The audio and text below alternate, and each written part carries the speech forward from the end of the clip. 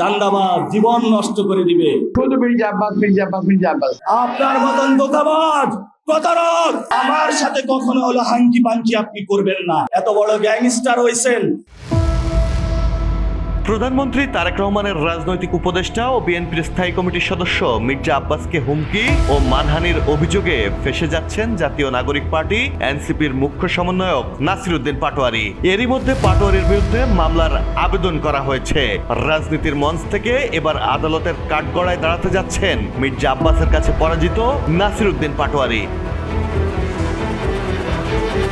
রোববার সকালে ঢাকার চিফ মেট্রোপলিটন ম্যাজিস্ট্রেট সিএমএম আদালতে এ মামলার আবেদন করেন রমনা থানা বিএনপির সভাপতি আশরাফুল ইসলাম। বাদীপক্ষের আইনজীবী মোহাম্মদ আমিরুল ইসলাম আমির এ তথ্য নিশ্চিত করেছেন। তিনি বলেন, ঢাকা ৮ আসনে মির্জা আব্বাসের বিরুদ্ধে প্রার্থী হয়েছিলেন পাটোয়ারি। নির্বাচনী প্রচারণা থেকে শুরু করে পরাজিত হওয়ার পরও অনলাইন ও অফলাইনে মির্জা আব্বাসকে হুমকি এবং তাকে নিয়ে বারবার মানহানিকর বক্তব্য দিয়েছেন পাটোয়ারি। পাটোয়ারির দেয়া সেসব হুমকির অডিও ভিডিও মামলার আবেদনে যুক্ত করা হয়েছে। Desk report, people and politics.